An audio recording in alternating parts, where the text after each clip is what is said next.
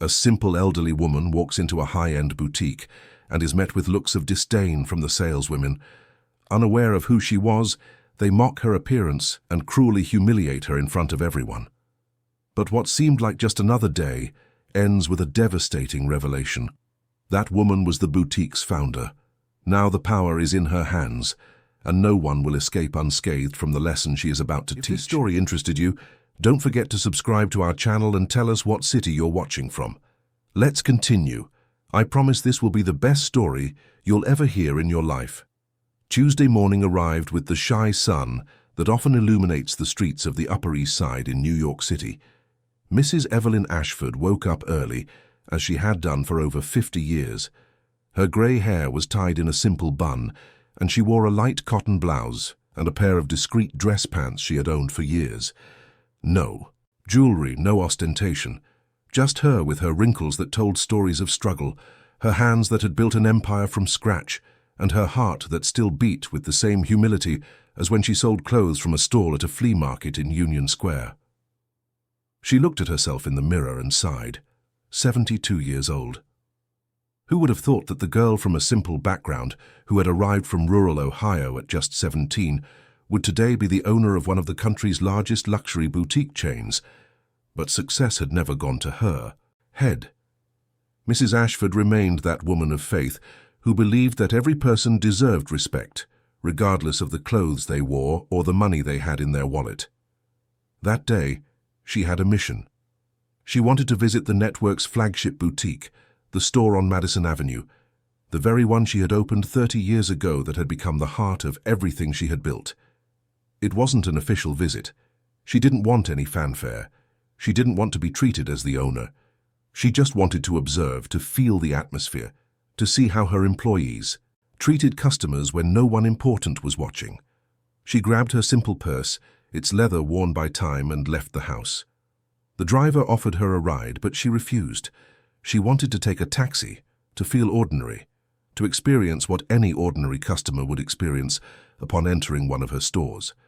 Clarice, her faithful assistant of over 20 years, had tried to dissuade her that morning. "Mrs. Ashford, are you sure about this? You know you can trust our managers. They provide monthly reports." "I know, Clarice, but reports don't show people's hearts. I want to see, with my own eyes, how they treat someone who doesn't look like they have money." Clarice shook her head, worried, but she knew her boss well. When Mrs. Ashford made up her mind, no argument could change it. She was a woman of grit, of principles, and always said that a company is only truly great when it respects even its smallest customer. The taxi stopped in front of the boutique around 10 in the morning. Mrs. Ashford got out, paid the fare, and stood for a few moments observing the facade. That place represented her dream come true. The impeccable windows, the elegant mannequins, the glass door that reflected the morning light. Everything was perfect, at least on the surface. She took a deep breath and pushed the door. The soft chime announced her entry. Inside, the atmosphere was luxurious, with organized racks, enormous mirrors, and an expensive perfume lingering in the air. 3 saleswomen were near the main counter, chatting among themselves. When Mrs. Ashford entered, all 3 looked up. And it was in that exact moment that everything began to fall apart. The 3 women, all young and impeccably dressed, exchanged glances. Glances that Mrs. Ashford knew, well, judgmental glances. Glances that said without words that she did not belong there. One of them, a tall brunette with straight hair and calculating eyes, gave a half-smile to her colleagues. Another, a blonde with delicate features but a cold expression, raised an eyebrow. The third, a redhead with an authoritarian air, simply turned her face and pretended to be busy with paperwork. Mrs. Ashford walked slowly towards them. Her steps were firm, but her heart was already beginning to feel the weight of the silent rejection. She approached the counter and waited. She waited for one of them, any of them, to offer help. But nothing happened. The 3 continued to talk among themselves, laughing softly, completely ignoring the presence of the elderly woman who had just entered. "Excuse me," Mrs. Ashford said, her voice soft but clear. The tall brunette, the one with a sparkling engagement ring on her finger, turned with a poorly disguised expression of annoyance. "Yes? I'd like to see some coats," I'm looking for something elegant but discreet." The saleswoman looked Mrs. Ashford up and down, and her gaze was cruel. She assessed the simple blouse, the unbranded pants, the old purse, the comfortable shoes, and then with a smile that didn't reach her eyes, she replied, "Ma'am, you do know that the pieces here are quite expensive, right? Perhaps you've come into the wrong store." Mrs. Ashford felt a tightness in her chest but remained calm. "No, I haven't come into the wrong store. I know this boutique well. I would just like to see the coats." The blonde approached, crossing her arms. "Look, we can't be wasting time showing items to everyone who walks in here. If you're not sure you can afford it, maybe it's better to take a walk and think about it." "I am sure," Mrs. Ashford insisted, feeling indignation rise within her but fighting not to show it. "I just want to see the options." The redhead, who until then had been pretending to be busy, let out a short laugh and looked at her colleagues. "Ladies, I think she's lost. This isn't a thrift shop, you know. This is a luxury boutique. The pieces here start at $5,000. "I know," replied Mrs. Ashford, her voice trembling slightly. "Still, I would like to see." The three exchanged glances again, and this time the tall brunette discreetly took out her phone. Mrs. Ashford saw the movement, but didn't imagine what was happening. The saleswoman, whose name was Jessica, quickly took a photo of the elderly woman and sent it to an internal employee group chat with the message, "Look who showed up wanting to buy a $5,000 coat. Grandma must have gotten lost on her way to the market." The responses in the group were immediate. Laughing emojis, malicious comments, cruel jokes. Jessica showed the screen to her colleagues, Bianca and Julia, who snickered. Mrs. Ashford noticed the movement, saw the mocking smiles, but couldn't understand exactly what was happening. She only knew she was being humiliated. And it hurt. It hurt deeply. She tried one more time. "Please, I just want to see the coats. I won't take up much of your time." Julia, the redhead, rolled her eyes. "Fine, I'll show you. But just so you can see we're not kidding, okay?" She walked to one of the racks and pulled out an Italian wool coat, beige, with an impeccable cut. She brought it to Mrs. Ashford and practically threw the garment into her hands. "This one costs $6,200. Want to try it on?" Mrs. Ashford held the coat, feeling the soft fabric between her fingers. It was a beautiful piece, a piece she herself had approved for the latest collection. She looked in the mirror and imagined how it would look, but before she could answer, Jessica interrupted. "Oh, we forgot to mention.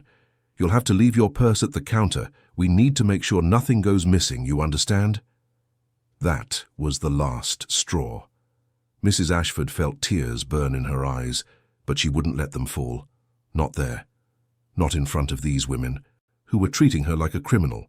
She handed the coat back to Julia and said, her voice firm but emotional, "That won't be necessary. Thank you." She turned to leave, but Bianca, the blonde, still had the audacity to say aloud, for her colleagues to hear, "Yeah, I guess she realized this isn't her place after all." The three of them laughed. They laughed loudly, without pity, without any trace of empathy.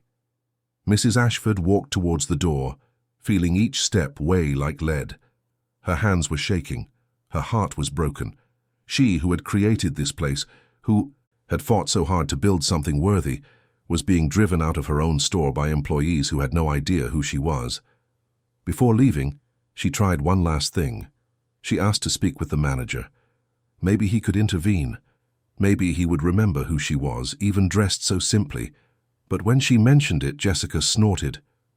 "The manager is busy, and honestly, he's not going to waste his time with this. This." That word echoed in Mrs. Ashford's mind like thunder. She wasn't a person. She was this, a nuisance, an obstacle, something to be removed so that real customers could be properly served. She left the store with what dignity she had left. The door closed behind her, and inside, the laughter continued. Jessica picked up her phone again and sent another message to the group. "Mission accomplished. The old lady's gone. Now we can serve real people." Mrs. Ashford stood on the sidewalk for a few minutes, trying to catch her breath. She looked up at the New York sky, that grey sky that seemed to perfectly reflect how she felt. She thought about giving up, about forgetting it, about pretending nothing had happened. But then she remembered her story. She remembered all the times she had been looked down upon throughout her life. She remembered when she sold clothes at the flea market and the wealthy merchants treated her like trash. She remembered when she opened her first store and the banks refused to give her credit because she was a poor woman with no formal education. She remembered all the times they said she couldn't do it. And it was in that moment, there on the Madison Avenue sidewalk, that Mrs. Ashford made a decision. She would not let this go. Not because she wanted revenge, but because she knew that if these women treated her this way, they treated so many other people the same way. And that could not continue. She took out her phone and called Clarice. The assistant answered on the first ring. "Clarice, I need you to do something for me, urgently." "Of course, Mrs. Ashford, what do you need?" "I want you to access the security cameras for the Madison Avenue store. I want to see today's recordings, starting from 10 a.m., and I want a full audit of all the stores in the chain. I want reports on customer complaints, online reviews, everything. I need to know if what happened to me today is an isolated incident, or if it has become routine." Clarice was silent for a moment. Then she asked, her voice worried, "Mrs. Ashford, what happened?" "What happened is that I was humiliated in my own store, Clarice, and I cannot accept it, not for myself, but for all the customers who deserve respect." "I understand. I'll arrange everything right away. Do you want me to come to you?" "No, I'm going home. I'll see you at the office in 2 hours. I have a lot to think about." She hung up the phone and looked one last time at the boutique. Through the window, she could see Jessica, Bianca, and Julia still laughing, completely oblivious to what was about to happen. They didn't know that the plainly dressed elderly woman was Evelyn Ashford, the founder and owner of it all. They didn't know that every laugh, every scornful glance, every cruel word had been captured by the security cameras. And they didn't know that Jessica, the brunette with calculating eyes and an engagement ring on her finger, was the fiancée of Lucas, Mrs. Ashford's only son, the heir to that entire empire, the man she had raised alone after her husband left when Lucas was just 5, the boy she had raised with values of respect and humility, the young man who now, at 35, was about to marry a woman who would humiliate her own mother-in-law without knowing it. Mrs. Ashford took a deep breath and started walking. Her legs ached, her heart ached, but her determination was unshakable. She would be back. She would return to that store. But next time it would be different.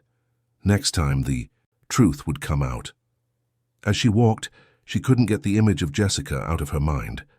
The young woman her son loved. The young woman he had introduced 2 years ago, saying she was the love of his life. Mrs. Ashford had always had reservations. She had always felt there was something false about that relationship. Jessica was overly polite in front of her, but there was something in the young woman's eyes that didn't match the sweet words she spoke. It was as if she were always playing a part. And now finally Mrs. Ashford had discovered who Jessica really was behind the mask. She arrived home and went straight to her office. She opened her laptop and waited for Clarice to send the files. It didn't take long. In a few minutes, she received an email with the security camera videos. She clicked on the first file and watched with a heavy heart the entire scene. She saw herself entering the store. She saw the looks of contempt. She saw the laughter. She saw Jessica taking the photo and laughing with her colleagues. She saw every moment of humiliation captured in high definition. Tears rolled down her face. They weren't tears of anger. They were tears of profound sadness. Sadness at realizing that the world she had tried to build on respect had been corrupted by people who only saw money. Sadness at knowing her son was about to marry someone capable of such cruelty. Clarice arrived at the office an hour later, bringing more documents. "Mrs. Ashford, I have the reports, and you're going to want to sit down for this." "Go on, Clarice." "In the last 6 months, the Madison Avenue store has received 17 complaints from customers who felt mistreated. 17, Mrs. Ashford. Most of them say the same thing. They were ignored, judged by their appearance, treated with contempt. Some were long-time customers who simply stopped coming to the store." Mrs. Ashford closed her eyes and shook her head. 17. 17 people humiliated. And she knew nothing. How had she allowed this to happen? How had she not realized her company was turning into something so far from the values she had always championed? "And there's more," Clarice continued. "Jessica, Lucas's fiancée, is the highest-rated salesperson internally. She meets all her targets, sells more than any other employee. That's why the manager never questioned her methods." "Of course," Mrs. Ashford murmured. "She only serves those who look like they have money. She ignores the rest. It's easy to meet targets when you pick your customers." "What are you going to do?" Mrs. Ashford was silent for a long moment. She thought of Lucas, her beloved son. She thought about how devastated he would be to discover who the woman he was about to marry truly was. She thought of the other saleswomen, Bianca and Julia, who had also participated in the humiliation.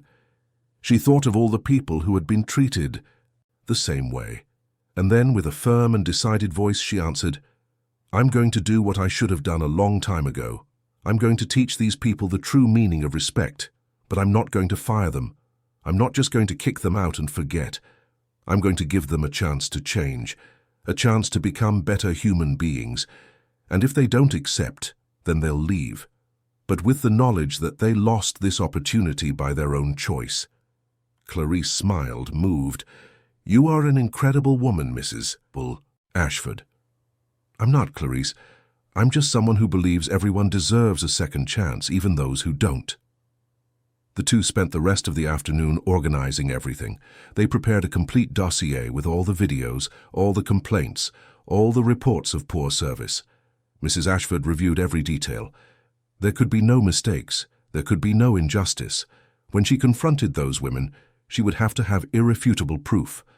And then, as the sun began to set over New York, painting the sky in shades of orange, Mrs. Ashford picked up the phone and called Lucas. He answered cheerfully, as always. "Mom, how are you? I've missed you. We haven't seen each other in almost a week." "I'm fine, my son, but I need you to come to my office tomorrow. It's important." "Did something happen? Are you okay?" "I'm fine, but we need to talk. It's about the company and about your wedding." There was a pause on the other end of the line. Lucas was confused. "My wedding? What about my wedding?" "Tomorrow you'll understand everything, my son. Trust me." She hung up before he could ask more questions. She knew Lucas would be worried, but she couldn't tell him anything yet. Not over the phone, not without him seeing with his own eyes what his fiancée was capable of. That night, Mrs. Ashford couldn't sleep. She lay in bed, staring at the ceiling, replaying everything that had happened. She thought about what the next day would be like. She thought about the pain her son would feel upon discovering the truth. She thought about the saleswomen and how they would react when confronted. But most of all, she thought about herself, about how that experience had marked her, about how, even after so much success, it was still possible to feel small in the face of prejudice and human cruelty. And it was in that moment, in the silence of the night, that Mrs. Ashford made a promise to herself. She would not let this destroy her. She would use this pain to transform something, to teach something, to make a difference in the lives of other people who, like her, had been judged by their appearance. The next day arrived with the same softness as the previous one.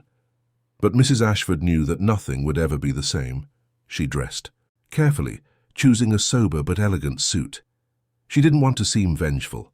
She wanted to seem dignified, because that's what she was. A dignified woman who was finally going to reclaim her respect.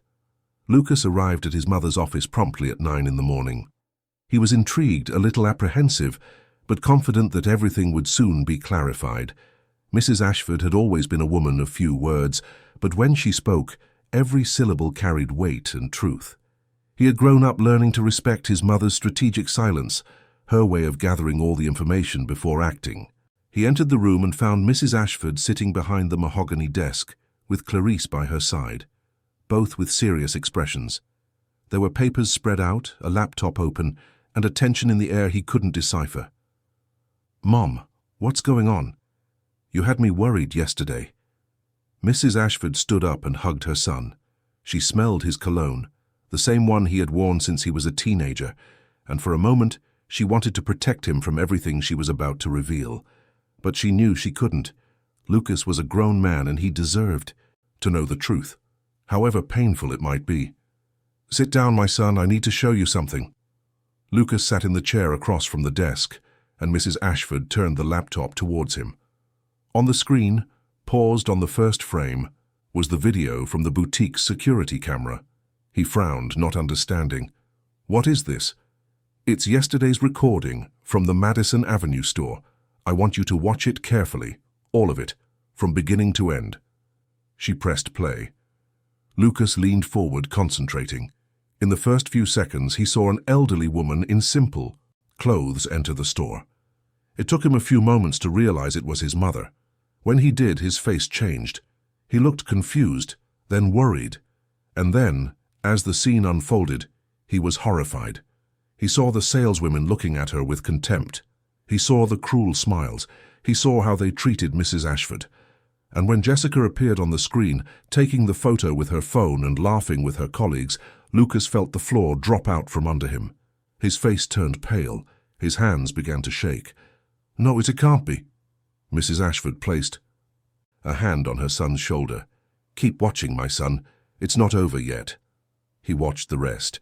He saw his mother asking to see the coats. He saw the way Julia practically threw the garment at her. He saw Bianca suggesting she leave her purse at the counter as if she were a criminal. He saw his mother leaving the store humiliated, while the three of them laughed. And he saw, at the end, Jessica sending more messages in the group chat, mocking the one she called the old lady. When the video ended, Lucas had tears in his eyes. He stood up abruptly, running his hands over his face, trying to process what he had just seen. He turned to his mother, his voice choked with emotion. Mom, I don't know what to say. I didn't know. I swear I didn't know she was like that. I know, my son. I know you didn't know. Jessica was always very careful in front of you and me. But yesterday, when she didn't know who I was, she showed her true self. Lucas sat down again, putting his head in his hands. How could I have been so blind? How did I not see it? The woman I was going to marry is capable of this. Mrs. Ashford sat beside her son and held his hand. Don't blame yourself, Lucas. People like that are experts at hiding who they really are. But now you know, and you need to make a decision. What decision? I'm not marrying her, it's over. I can't marry someone who humiliated my mother, who humiliated an elderly woman she didn't even know. Mrs. Ashford nodded, but there was something else in her gaze. I understand your anger, my son, but I've made a decision about this, and I need you to listen to me before you do anything. Lucas looked at his mother, confused. What? What decision? I'm not firing Jessica, or Bianca, or Julia. Lucas was aghast. What do you mean? Mum, they humiliated you. They laughed at you. They took a picture and made a joke. I know, and that's exactly why I'm not just going to send them away. If I do that, they'll leave here thinking they were wronged. They'll continue to be the same cruel people, just somewhere else with other victims. I don't want that. Then what do you want to do? Mrs. Ashford stood up and went to the window, looking out at the city below. I want to give them an opportunity to change. I'm going to propose a re-education program. 3 months working in positions that will make them understand humility. Working in the stockroom, volunteer work, therapy sessions, training on empathy. If they accept and truly change, they can stay.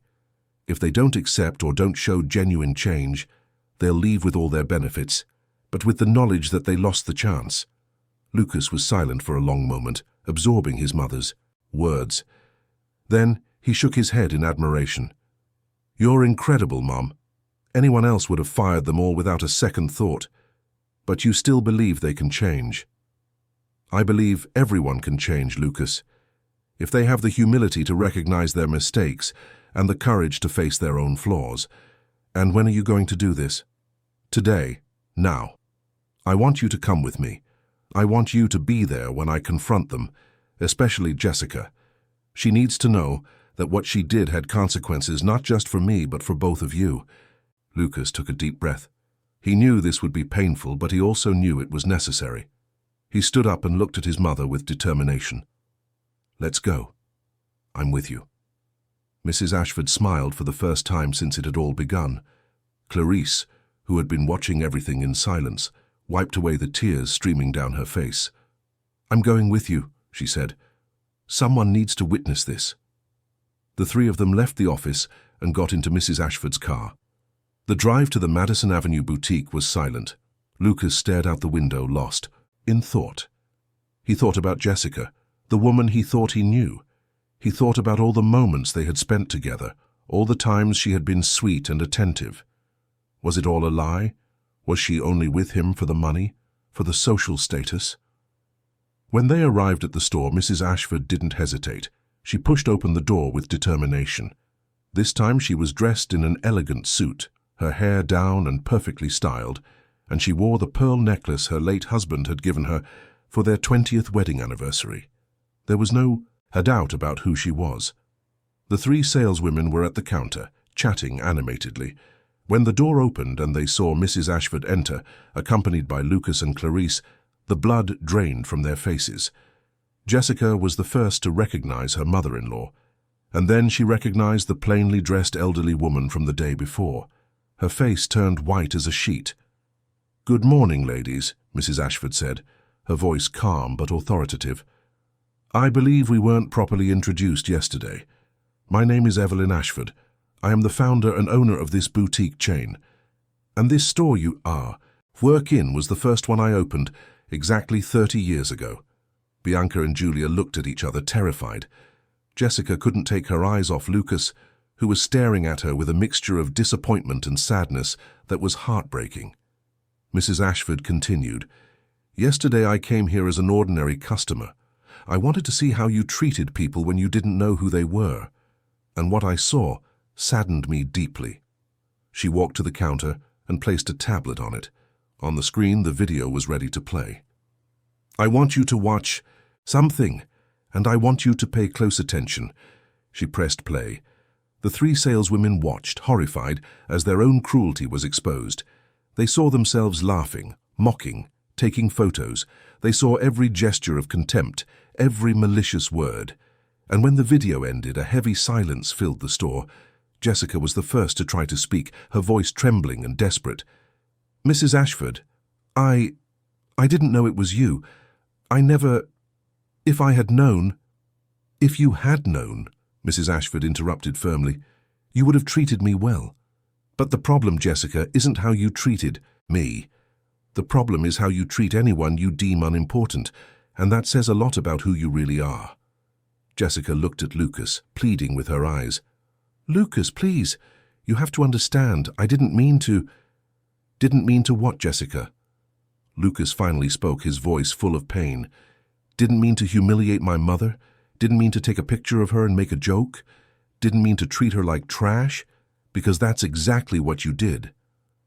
Tears began to stream down Jessica's face, but they weren't tears of genuine remorse. They were tears of desperation at having been caught. Lucas saw it, and it hurt even more. Mrs. Ashford raised her hand, calling for silence. "Now, the three of you have a choice. I can fire you now, with all your labor rights, and you can go on with your lives. Or you can accept a re-education program I have prepared." "What program?" Julia asked, her voice barely a whisper. 3 months of work in positions that will teach you humility. You will work in the stockroom, do volunteer work in underserved communities, undergo therapy sessions, and participate in training on empathy, diversity, and humanized service. At the end of these 3 months, I will conduct an evaluation. If I see genuine change, you can stay with the company. If not, you will be terminated." Bianca shook her head, outraged. "This is humiliation. You want to humiliate us as revenge." "No," Mrs. Ashford countered calmly. "I want to give you a chance to become better people, something that, clearly, no one has done for you until now. But the choice is yours. Accept it or not. I won't force anyone." The three fell silent. Jessica looked desperately at Lucas, hoping he would intervene, that he would defend her. But Lucas remained silent, arms crossed, looking at her as if she were a stranger. "I accept," Julia said finally. I need this job, and I think you're right. I need to change." Bianca hesitated, but eventually agreed as well. I accept too. All eyes turned to Jessica. She was cornered. If she refused, she would lose not only her job, but also any chance of winning Lucas back. But if she accepted, she would have to admit she was wrong. And Jessica was not the type of person to admit her mistakes easily. I accept, she finally said, swallowing her pride. Mrs. Ashford nodded. Excellent. Clarice will coordinate everything. You start tomorrow. And one last thing. Any attempt at sabotage, any false complaint, any attitude that shows you are not taking this seriously, and you will be terminated immediately. Understood? The three nodded in agreement. Mrs. Ashford turned to leave, but before she did, she looked one last time at Jessica. And Jessica, about the wedding. I think you and my son have a lot to talk about. She left the store with Clarice, leaving Lucas behind. He stood there, for a few moments, looking at Jessica. She tried to approach him, but he stepped back. No, Jessica, not now. Lucas, please. I can explain. I can change. I promise I'll change. You'll change because you got caught, he replied sadly. Not because you truly understand what you did wrong, and that makes all the difference. He turned and walked out, leaving Jessica there, alone with Bianca and Julia. The three stood in silence, processing everything that had just happened. The store, once a place of glamour and easy laughter, now felt like a silent tomb of regrets and lost opportunities. Meanwhile, outside, Mrs. Ashford got into the car and let out a deep sigh. Clarice looked at her, concerned. You did the right thing, Mrs. Ashford. I hope so, Clarice, I hope so. Lucas left the store shortly after and got into the back seat of the car. He was silent for a long moment, staring out the window. Mrs. Ashford said nothing, just waited. She knew her son needed time to process everything. Finally, Lucas spoke. Mum, I'm so sorry. I'm sorry I didn't see who she was. I'm sorry I almost married someone who is capable of that. Mrs. Ashford turned and held her son's hand. You don't need to apologize, my son. People like that are very good at hiding who they really are. The important thing is that now you know, and you can move on. I don't know if she'll change, Mum. I don't know if this program will make a difference. Maybe it won't, but at least I gave her the chance. And if she changes even a little, it will have been worth it. The car started moving, taking the three of them back to the office. Lucas looked out the window, watching the city pass by. And for the first time in a long time he felt lost about the future, lost about what he wanted from life. The woman he thought he loved had turned out to be a stranger. And now he didn't know who to trust anymore. Mrs. Ashford sensed her son's anguish and squeezed his hand tighter. It's going to be okay, my son. You will find someone real, someone genuine, who has values, who will make you truly happy. Lucas forced a smile. I hope so, Mum. I hope so. In the following days, the re-education program began. Jessica, Bianca, and Julia were transferred to roles in the stockroom, far from the store's spotlight. They woke up early, organized boxes, took inventory, carried heavy loads. It was manual, tiring work that took them out of their comfort zone. On Saturdays, they had to do volunteer work in an underserved community on the outskirts of New York. They helped distribute donated clothes, served meals to people experiencing homelessness, and talked with the elderly in nursing homes. And for the first time in their lives, they saw up close the reality of those who had nothing. Bianca was the first to start changing. One Saturday morning, while serving soup to an elderly woman with tired eyes, the woman held her hand and said, God bless you, my child. You have a good heart. Those simple words touched something inside Bianca. She had never been praised for her kindness. She had always been praised for her beauty, her sales efficiency, her ability to convince wealthy clients to buy. But kindness, that was new, and it moved her in a way she hadn't expected. Julia, on the other hand, resisted. She complained constantly, slacked off, and pretended to participate, but never truly engaged.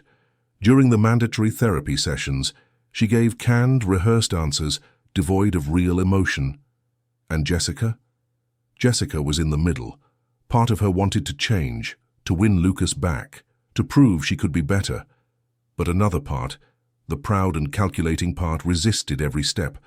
She felt humiliated having to work in the stockroom, having to serve people she considered inferior, having to admit she was wrong. Meanwhile, something unexpected happened. Mrs. Ashford decided to transfer an employee from another store to the Madison Avenue boutique. Her name was Marina. She was 28, had a degree in business administration, but worked as a saleswoman by choice. It wasn't out of financial necessity. Marina came from a middle-class family, had other opportunities, but chose to work there because she genuinely loved serving people, loved fashion, and loved seeing the joy on a customer's face when they found the perfect piece. Marina was unlike anything that store had ever seen. She treated everyone with the same respect, regardless of their clothes or appearance. She smiled sincerely, listened attentively, and had infinite patience, and the customers noticed. Within a few weeks, Marina became the most beloved salesperson in the store. One day, a humble gentleman entered the boutique. He was dressed in simple clothes, a worn-out cap and old sneakers. He looked around with a certain shyness, as if unsure he belonged there. Marina noticed and approached him with a warm smile. "Good afternoon. Can I help you with anything?" The gentleman hesitated, but Marina's smile was so genuine that he felt at ease. It's my wife's birthday. She's always dreamed of having a beautiful, elegant outfit. I worked hard this year and managed to save some money. I wanted to buy something special for her." Marina felt her heart swell with emotion. "How lovely. I'm sure we'll find something perfect. What style does she like?" She spent the next hour helping the gentleman choose a dress. She showed him various options, explained the fabrics and cuts, and suggested matching accessories. The gentleman was radiant, imagining his wife's joy. When he finally chose a simple but elegant navy blue dress, his eyes shone with happiness. "Thank you so much, young lady. You were very kind to me. I didn't expect to be treated so well in such a fancy place." Marina smiled. "Everyone deserves to be treated well, sir. It doesn't matter what clothes you wear or how much money you have. What matters is the heart, and you have a beautiful heart for wanting to make your wife happy." The gentleman left the store, moved. That evening, he posted a photo on social media. It was a picture of the dress, accompanied by a text that read, "Today, I received the best service at a luxury boutique. The saleswoman, Marina, treated me with a respect and kindness I never imagined I'd receive in a place like that. Thank you for making me feel important." The post went viral. In a few days, it had thousands of shares and hundreds of comments praising Marina and the boutique. And this caught the attention of Mrs. Ashford, who smiled as she read the comments. This was exactly what she had always wanted her company to represent, but it also caught the attention of someone else. Lucas, who had been discreetly following what was happening at the store, read the post. And for the first time since breaking off his engagement with Jessica, he felt something different, a curiosity. Who was this Marina who was winning everyone's hearts? He decided to visit the store to meet her in person. Lucas entered the Madison Avenue boutique on a Thursday afternoon. It had been nearly 6 weeks since the confrontation with Jessica, and he still carried the weight of that day in his heart. He had officially cancelled the wedding, returned the ring, and asked Jessica not to contact him anymore. She had tried several times. She sent messages, called, showed up at his door. But he had been firm. There was nothing left to say. When he entered the store, he immediately noticed the difference. The atmosphere seemed lighter, more welcoming. Customers were smiling, chatting animatedly with the saleswomen. The tension he had always felt there, that atmosphere of silent judgment, was gone. And then he saw her. Marina was assisting an elderly woman, helping her try on a coat. She spoke with affection, carefully adjusted the garment on the customer's shoulders, and gave sincere compliments. The woman smiled, moved, and Marina held her hands with genuine affection. Lucas watched from a distance. There was something different about this young woman. It wasn't just her beauty, though she was beautiful.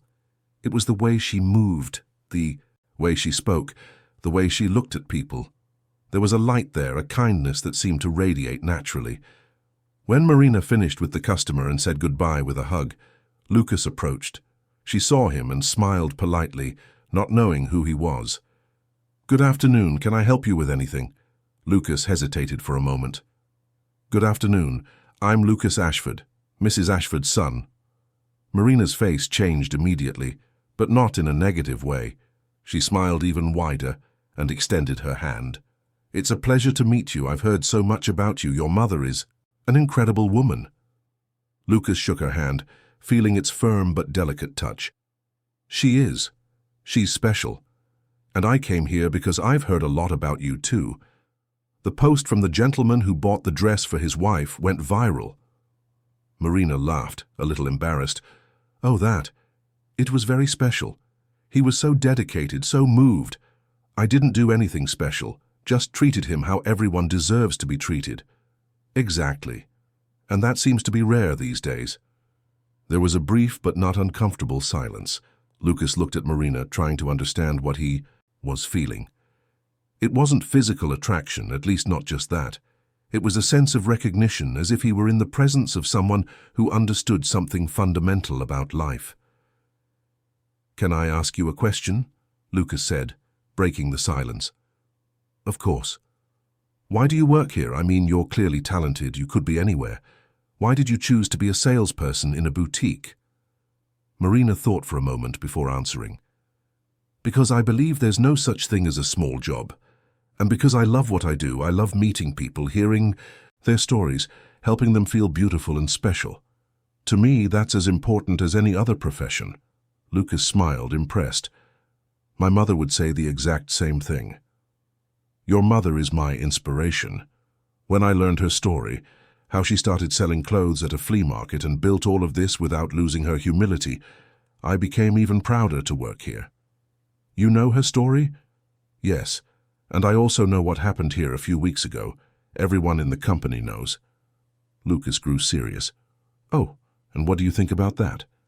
Marina looked around, making sure no one was listening, and then answered with sincerity, "I think your mother did something incredible. She could have just fired the three of them and moved on, but she chose to give them a chance to change. That's courage and generosity."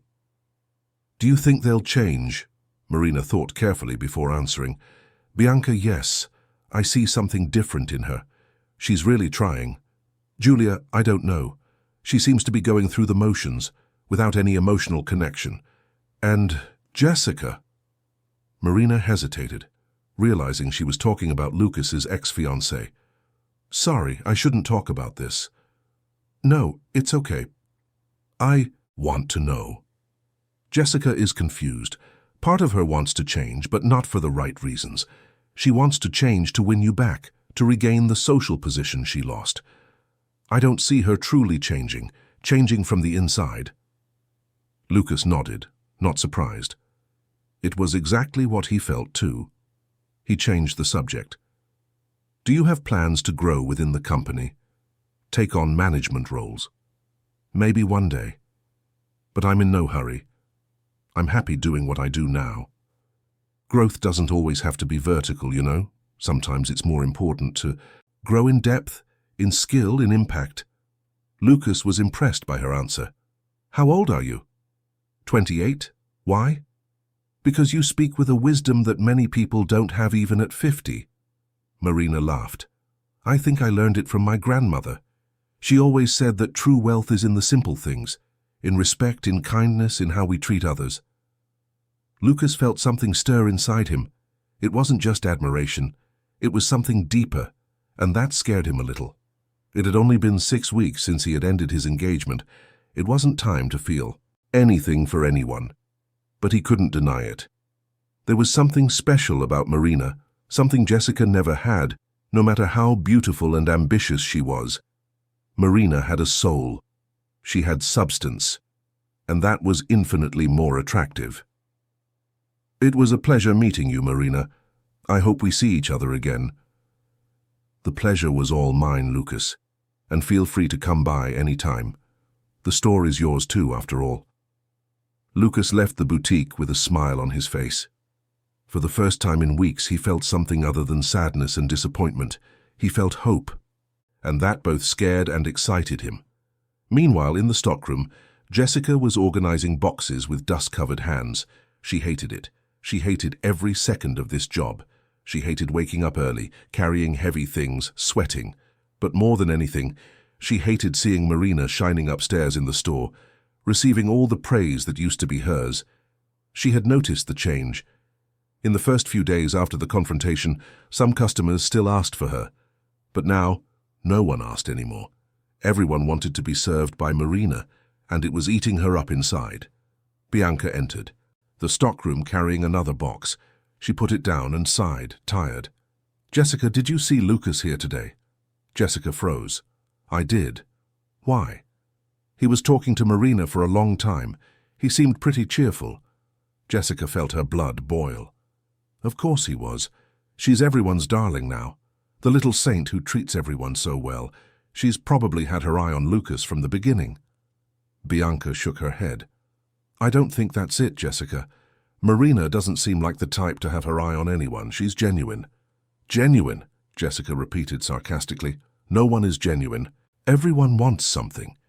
Bianca looked at Jessica with sadness. "You haven't learned anything, have you? You haven't understood anything Mrs. Ashford is trying to teach us." Jessica turned abruptly. "What's that supposed to mean?" "It means you're only doing all this to win Lucas back, not because you really understood you were wrong, not because you want to be a better person, but because you lost what you had and you want it back." Jessica felt the words like a slap in the face. "And you have? You're the enlightened one now?" Bianca looked at her own hands, dirty and calloused. "I don't know if I've understood everything, but I know I've changed. Since I started volunteering, since I started talking to people who have nothing, I've realized how superficial I've been my whole life, how I judged people for things that don't matter, and it makes me ashamed." Jessica didn't know what to say. Part of her knew Bianca was right, but her pride was stronger. She couldn't admit, not even to herself, that she had been cruel, petty, and prejudiced. Julia entered the stockroom at that moment, breaking the tension. She looked at them both and rolled her eyes. "Are you two still arguing? For God's sake, let's just finish this ridiculous program and get back to our lives." Bianca shook her head. "It's not ridiculous, Julia. It's an opportunity." "An opportunity for what? To be humiliated? To work like a slave? No, thank you. I'm only putting up with it because I need the job. But as soon as it's over, I'm quitting and finding something better." Julia slammed the door on her way out, leaving Jessica and Bianca alone again. Bianca looked at Jessica and said sincerely, "There's still time to really change, Jessica. But you have to want it, for real." She left, leaving Jessica alone with her thoughts.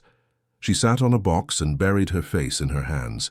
She was exhausted, exhausted from pretending, exhausted from fighting against something that was perhaps inevitable. But she wasn't ready to surrender yet. In the following weeks, the dynamic of the store continued to shift. Marina became not only the favorite salesperson, but also a sort of mentor to the other employees. She taught service techniques, shared inspiring stories, and encouraged teamwork. And Lucas began to visit the store more regularly. He always found an excuse to show up. He needed to check the inventory, review the numbers, talk to the manager. But everyone knew the real reason was Marina. They started talking more. Conversations that began about work but quickly turned to life, dreams, and values. Lucas discovered that Marina had a degree in business, but chose to work as a salesperson because she wanted to understand the business from the ground up. "I want to learn everything before taking on any leadership position," she explained one day. "How can I lead a team of salespeople if I've never sold anything myself? How can I make decisions about customer service if I don't know what it's like to be on the front lines?" Lucas was impressed by her humility. It was the exact same philosophy as his mother's. Mrs. Ashford always said that the best leaders were those who knew every role in the company, who had worked in every position. One day, Lucas invited Marina to lunch. It wasn't a romantic date, he made sure to clarify. It was just a conversation about the company, about improvements that could be implemented. But they both knew there was something more there. They went to a discreet restaurant on the Upper East Side. They sat at a table near the window and ordered their meal. The conversation flowed naturally, without tension or pretense. "Can I ask you something?" Marina said after a long silence. Of course. Why did you end your engagement with Jessica? Lucas was surprised by the direct question, but appreciated the honesty. Because I realized I didn't really know her. I realized she was capable of a cruelty I never imagined. And I realized I was more in love with the idea of her than with who she really was. And how are you dealing with that? Lucas thought carefully before answering. I'm okay. Better than I expected, actually. At first it hurt a lot, not because of losing her, but because of the disappointment of having been so blind. But now I see it was necessary. I needed that pain to wake up. Marina nodded. Sometimes the worst experiences are the ones that teach us the most. Exactly. What about you? Have you ever been married? Do you have a boyfriend? Marina smiled. No, never been married. I've had a few relationships, but nothing serious. I've always been very focused on growing as a person, on learning, on living experiences. Relationships were never a priority. But you want to get married someday? If I find the right person, yes. But I'm in no hurry. I'd rather be alone than be with the wrong person. Lucas smiled. I should have thought that way before getting involved with Jessica. Don't blame yourself. You had no way of knowing. I should have seen the signs. My mother did. She always had reservations about Jessica, but I ignored them. Mothers always know, Marina said with a smile. They have an instinct we don't. The lunch ended late in the afternoon. When they stood up to leave, Lucas felt he didn't want the moment to end. He wanted to keep talking, to be near her, to get to know her even more. But he controlled himself. He knew he needed time. Time to fully heal from the disappointment with Jessica. Time to be sure that what he felt for Marina was real, and not just a reaction to loneliness. Thanks for lunch, Marina said when they reached the street. It was really nice talking to you. For me too. Can we do this again? Marina hesitated. For a moment, and Lucas realized she was being careful. Maybe. But I don't want you to feel pressured into anything, Lucas. You just got out of a relationship. You need time. I know. And I'm not pressured. I just enjoy your company. Marina smiled. Then yes, we can do it again. They said goodbye with a light hug, and each went their own way. But they both knew something had begun. Something delicate, uncertain, but real. Meanwhile, Mrs. Ashford watched everything from afar. Clarice had told her about the lunch, about Lucas's frequent visits to the store, about the long conversations with Marina, and Mrs. Ashford smiled, relieved. She had always known that Lucas deserved someone like Marina, someone genuine, someone with values, someone who would love him for who he was, and not for what he had. And if the two were finding each other naturally, without forcing anything, then perhaps fate was on their side. But there was something that worried her. Jessica. Mrs. Ashford knew the young woman wouldn't give up easily. She knew that kind of ambition, that need for control. Jessica would not accept losing Lucas without a fight, and that could create problems. She decided it was time for a frank conversation. She asked Clarice to call Jessica to her office. The young woman arrived nervously, her hands dirty from her work in the stockroom and her eyes tired. Sit down, Jessica, Mrs. Ashford said gently. Jessica sat, tense. Did I do something wrong, Mrs. Ashford? No. I just wanted to talk, to see how you're doing. Jessica hadn't expected that. She was silent for a moment, trying to decide whether to be honest or continue pretending. Mrs. Ashford noticed her hesitation. You can tell the truth, Jessica. We're alone here. And then, for the first time since everything began, Jessica broke down. Tears started rolling down her face and she couldn't hold them back any longer. I'm terrible, Mrs. Ashford. I hate what I'm doing. I hate the stockroom. I hate the volunteer work. But more than anything, I hate what I've become. I look in the mirror and I don't recognize myself. I don't know who I am without the beauty, without the status, without Lucas. Mrs. Ashford stood up and went to Jessica, placing a hand on her shoulder. And who do you want to be? Jessica looked up at her eyes red from crying. I don't know. I've spent my whole life trying to be what others wanted me to be, trying to be beautiful, successful, desired. but I forgot to find out who I really am on the inside." "Then maybe this program isn't about re-education," Mrs. Ashford said softly. "Maybe it's about discovery, about you finally having the chance to find the real Jessica, the one hidden beneath all those layers of appearance and ambition." Jessica sobbed louder. "But what if I don't like who I am? What if I find out I have nothing good inside me?" Mrs. Ashford shook her head. "Everyone has something good, Jessica. Sometimes it's buried so deep we forget it's there, but it is. And the only way to find it is to dig deep, even if it hurts." Jessica wiped her tears and looked at Mrs. Ashford. "Do you really believe I can change?" "I do, but only if you truly want to. Not for me, not for Lucas, not for society, for yourself." Jessica nodded, still crying, but for the first time feeling something other than anger and frustration. She felt hope, a small, fragile but real hope. She left the office feeling lighter despite the tears, and for the first time since the program began, she felt that maybe, just maybe, it was worth trying for real.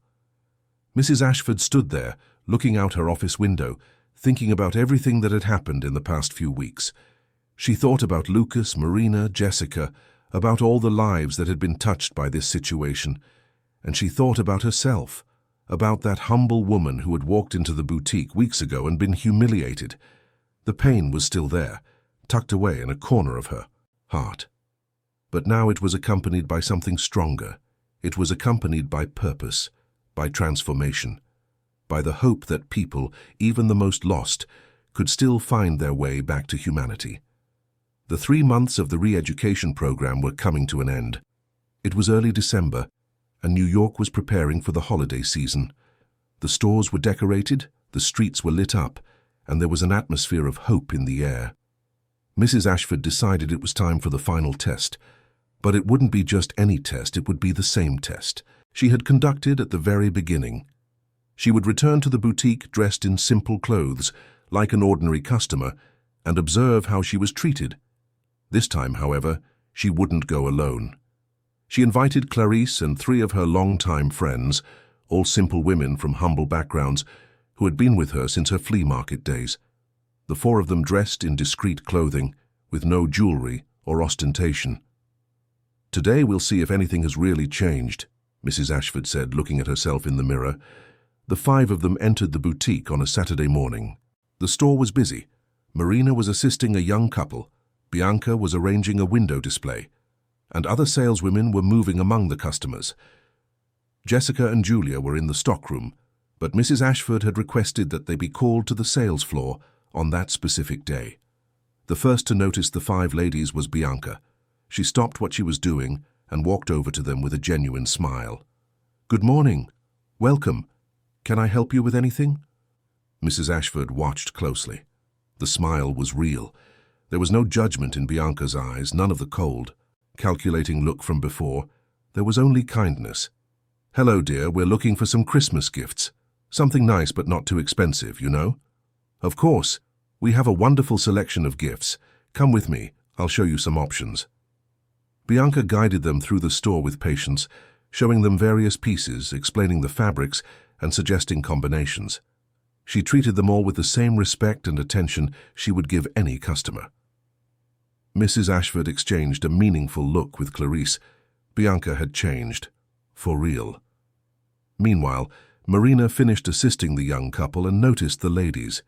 She approached, with her characteristic smile, and greeted each of them warmly. Soon she was also helping, bringing more options, offering coffee, and making them all feel special and welcome. At that moment, Jessica came out of the stockroom carrying a box of accessories that Bianca had requested. When she saw the 5 ladies being attended to, her first instinct was the usual one, to judge. She looked at their simple clothes, their worn shoes, their old purses, and for a second, that old prejudice surfaced. But then her eyes met Mrs. Ashford's, and she recognized her. The shock was immediate. This was her mother-in-law, the owner, the woman who had given her a second chance, and she was here again testing her. Jessica's heart raced. She could do one of 2 things: turn her back and return to the stockroom, avoiding the confrontation, or face her own demons and do what was right. She took a deep breath and walked over to the group. "Good morning," she said, her voice trembling slightly. "Can I help as well?" Mrs. Ashford's friends looked at her, waiting. Marina and Bianca sensed the tension in the air but didn't fully understand what was happening. Jessica picked up a nearby silk scarf and showed it to one of the ladies. "This one is beautiful. It would be perfect with your skin tone. Would you like to try it on?" The lady, one of Mrs. Ashford's friends, smiled. "But it must be expensive, right? I don't want to be a bother if I can't afford it." Jessica felt those words like an echo from the past. They were the exact same words Mrs. Ashford had said months ago, and she remembered the cruel way she had responded then. "It's no bother at all," Jessica said, and for the first time her voice sounded genuine. "It's a pleasure to help you find something beautiful, and as for the price, don't worry. We have options for every budget. The important thing is that you're happy with your choice." The lady smiled, moved, and tried on the scarf. She looked beautiful. Jessica helped tie it in an elegant way and brought a mirror so she could see herself. The woman's eyes sparkled with joy. "It's beautiful. I'll take it." Jessica smiled, and it was a real smile. For the first time in a long time, she felt a genuine satisfaction in making someone happy.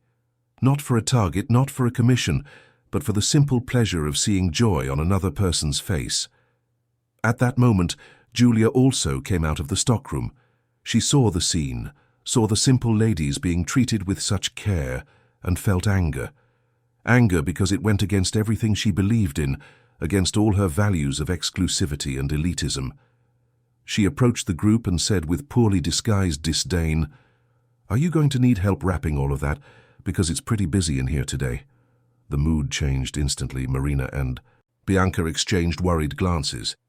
Jessica closed her eyes, knowing that Julia had just made a fatal mistake, and Mrs. Ashford simply observed, silently, evaluating.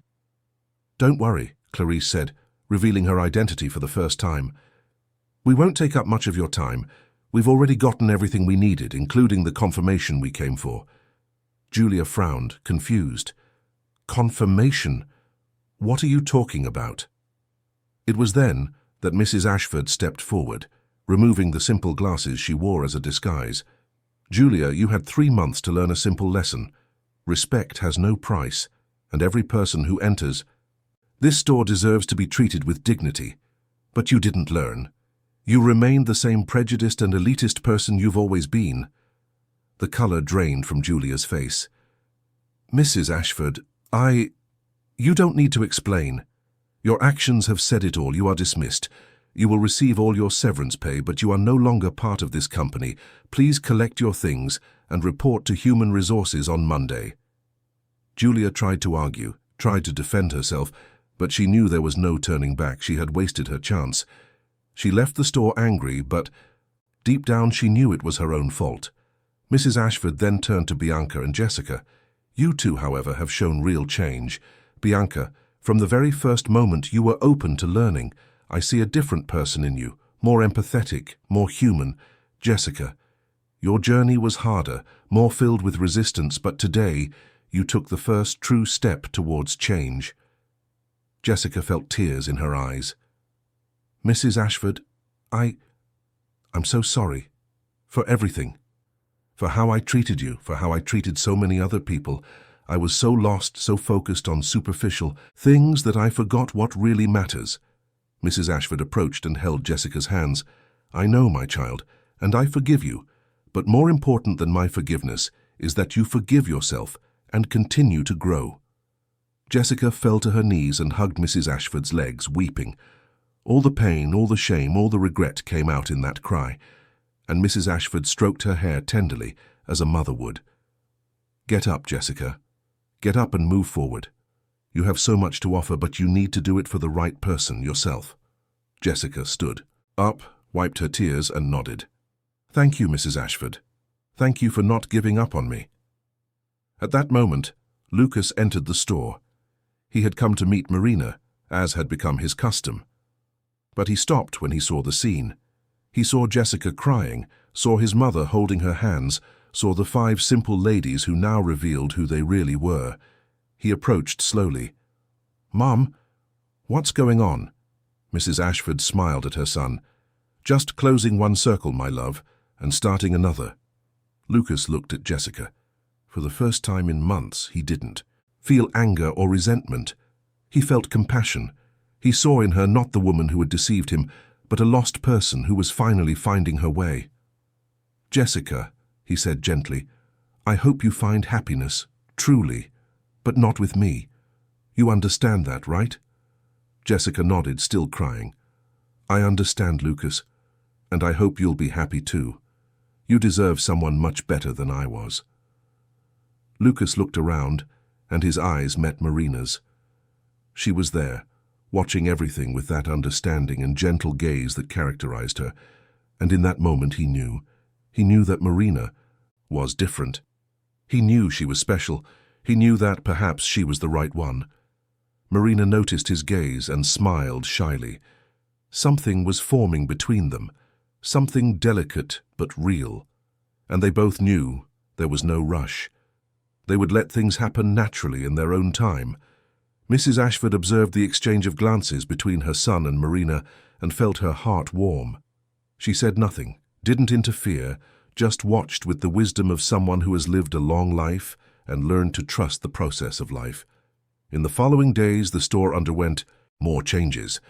Bianca was promoted to customer service supervisor, with the responsibility of training new employees in the values of respect and empathy that Mrs. Ashford wanted to implement throughout the entire chain. She accepted with humility and gratitude, knowing this was a chance to make a difference. Jessica requested a transfer to another store in another city.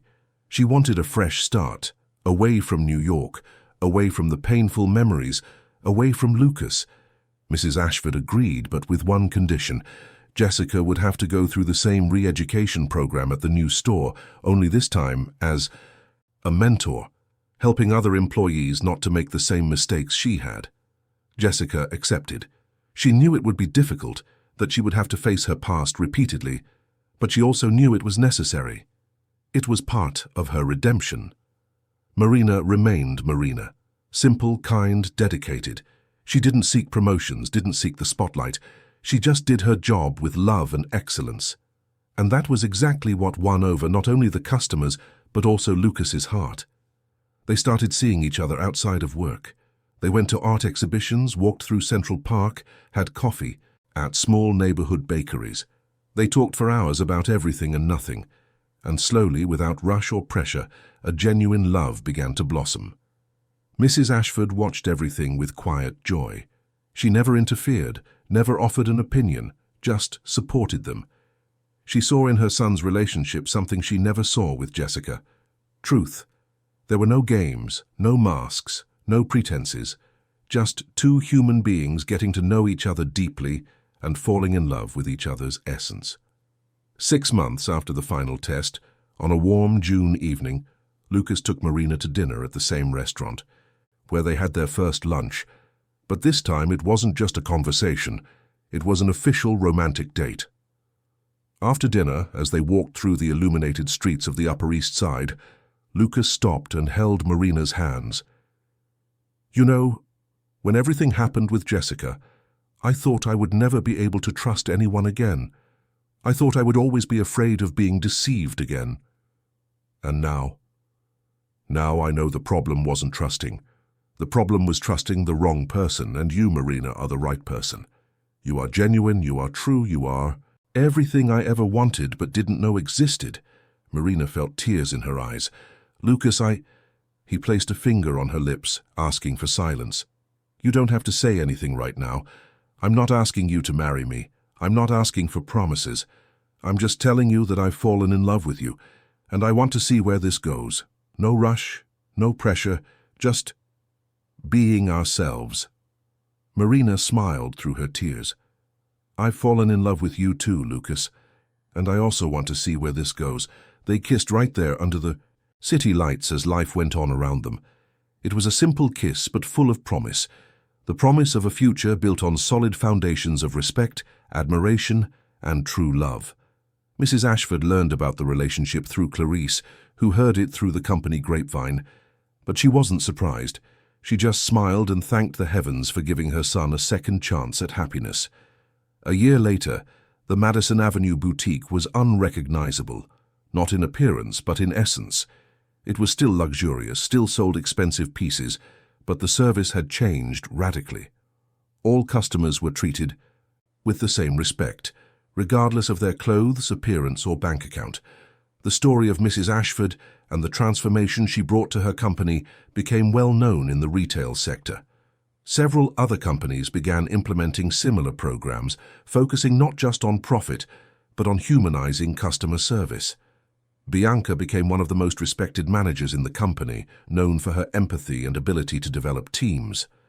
Jessica, working in Chicago, had also changed. She was still fighting her old habits, but she was genuinely trying to be better. And slowly, she was succeeding. Julia, on the other hand, never changed. She found a job at another luxury boutique, where she continued to be the same elitist and prejudiced person. But her reputation followed her. Customers began to avoid her. Colleagues began to distance themselves. And eventually she realized that how she treated people had consequences. But for her it was too late. One spring morning, Mrs. Ashford woke up early as always. She was 73 now, with a few more grey hairs, a few more wrinkles. But the sparkle in her eyes remained the same. The determination remained the same. Her faith in humanity remained the same. She went to the window and looked out at the awakening city. She thought about everything that had happened in the last year and a half, the humiliation she suffered, the pain she felt, the transformation she brought about. And she realized that, paradoxically, that terrible experience had been one of the greatest blessings of her life, because it forced her to confront something she had been ignoring. Her company was straying from the values on which it was founded. And if she hadn't been humiliated, if she hadn't felt firsthand what so many customers felt, she might never have acted. Sometimes, she thought, life has to break us so we can rebuild ourselves stronger. That same day, Lucas appeared at his mother's office with Marina. They were holding hands, and there was a special glow in both their eyes. "Mom, I need to tell you something." Mrs. Ashford smiled, already knowing what was coming. "Go on, my son." "I asked Marina to marry me, and she said yes." Mrs. Ashford stood up, moved, and hugged them both. There were no words to express what she felt, only gratitude. Gratitude for being strong enough to face the pain, gratitude for giving second chances. Gratitude for seeing her son happy with someone who truly deserved his love. "When's the wedding?" "A year from now," Marina replied, her eyes shining. "We want to do something simple, but meaningful, and we wanted you to give us the honor of being the matron of honor." Mrs. Ashford felt tears roll down her face. It would be an immense honor. The three of them hugged there, in the office that had witnessed so many difficult decisions, so much pain, so many victories. And Mrs. Ashford knew that it had all been worth it. Every tear, every humiliation, every moment of pain. Because in the end it wasn't about revenge, it wasn't about punishment, it was about transformation. It was about giving people the chance to be better. It was about believing that even in the most lost hearts, there was still light. A year later, in an intimate ceremony held in the garden of Mrs. Ashford's home, Lucas and Marina were married. Jessica was invited, and to the surprise of many, she attended. Not as the bitter ex-fiancée, but as someone who genuinely wanted to see Lucas happy. She had changed. Not completely, not perfectly, but enough to recognize that his happiness was not a threat to hers. Bianca was also there, now completely transformed, with a smile that came from within. And Mrs. Ashford, dressed in a simple but elegant dress, watched everything with tears of joy in her eyes. When the officiant asked if anyone had any objections to the marriage, a reverent silence fell over the garden. And then, spontaneously, all the guests began to applaud. Not because it was expected, but because they were genuinely happy for these two human beings who had found each other in the purest way possible. Lucas and Marina kissed, and it was a kiss full of promises of a future built on true love. And as the guests celebrated, Mrs. Ashford looked up at the sky and whispered a prayer of gratitude. "Thank you for not letting me get lost in anger. Thank you for giving me the strength to turn pain into love. Thank you for showing me that good always wins, even when the path is difficult. Clarice, who was by her side, took her hand and squeezed it affectionately. "You are an incredible woman, Mrs. Ashford, a true inspiration." Mrs. Ashford smiled. "I'm not an inspiration, Clarice.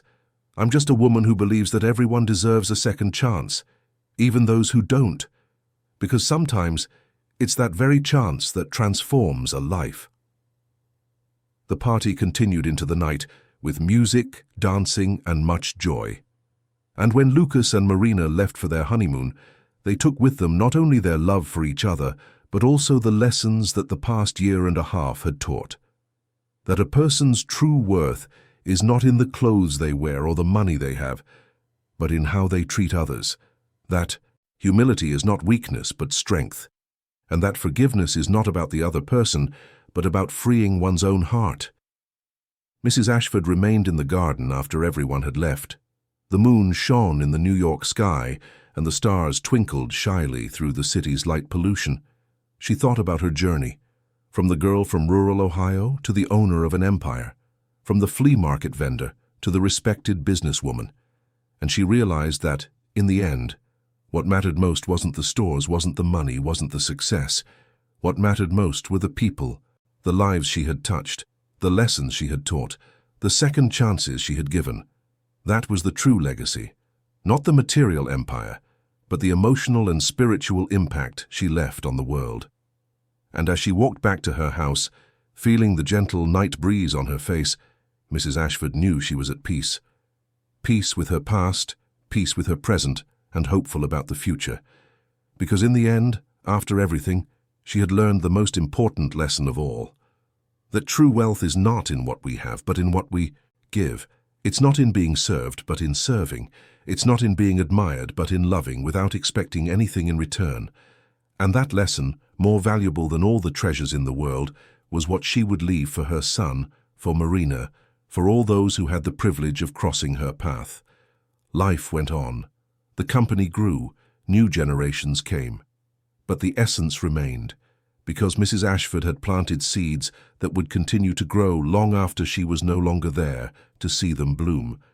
And perhaps that is the greatest victory of all, not just transforming lives in the present, but creating a legacy that transforms lives in the future. A legacy of respect, empathy, humanity. A legacy of love. End of story. Dear listeners, we hope the story of Mrs. Ashford, Lucas, Jessica, and Marina has touched your heart. If you were moved by this journey of transformation, humility, and second chances, please leave a like, subscribe to the channel, and tell us in the comments what marked you the most in this story. Was it Mrs. Ashford's strength in turning pain into love? Was it the change in Jessica and Bianca? Or was it the genuine love that blossomed between Lucas and Marina? Every day we bring intense stories like this one, revealing the deepest side of the human soul. Stories that make us reflect on who we are and who we can become. We look forward to seeing you in the next episode, with another narrative that will stir your emotions and make you believe that change is always possible. Until then, remember, a person's true worth is not in what they have, but in how they treat others.